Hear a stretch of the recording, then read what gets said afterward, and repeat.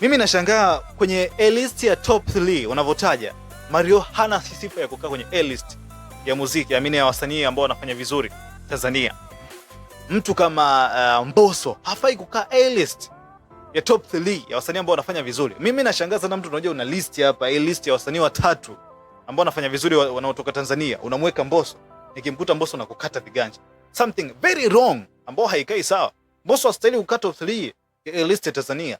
Mario hastahili kukaa A-list.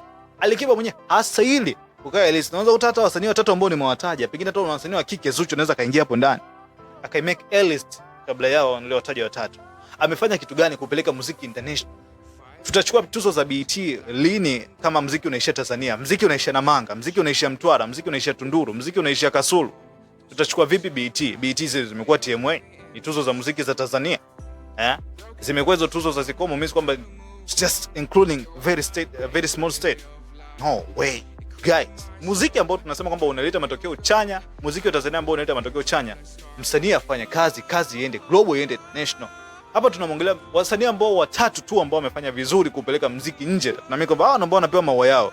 Ukiniambia leo nitaje bila ushabiki wote ule ambao unaweza nika include humo ndani, nitamtaja Diamond Platnumz. Amefanya vizuri sana.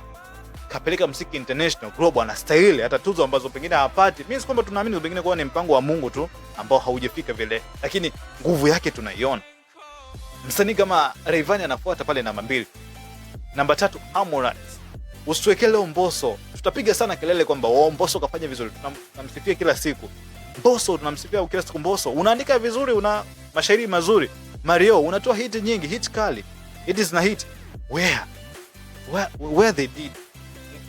Kitu gani ambacho walikifanya kikubwa zaidi tuamini kwamba bwana huyu msanii ana matokeo chanya kwenye muziki, kwenye soko la muziki wa Tanzania? Mimi ninachoamini kwamba Mario tutamsifia tu hapa ndani. Kila siku tutapiga kelele kwenye hizo media zetu, vituo vyetu vya radio kwamba bwana ni msanii mzuri, anafanya vizuri, lakini hana impact kupeleka muziki kimataifa. Mario amefanya nini? Hajafanya chochote. Mbosso amefanya nini? Hajafanya chochote. Nitajie leo Mario kafanya ngoma gani ambao na msanii wa nje ambao tutasema kweli imepush, imeenda? Mbosso kafanya nini? Ngoma gani na msanii wa nje ambao tutasema kweli imepush, imeenda? J Melody kafanya nini? Msanii ngoma ambao tunasema kwamba kapush, imeenda. Hapo tunamwangalia mtu kama Diamond Platnumz, tunasema ndo mtu ambaye msanii bora.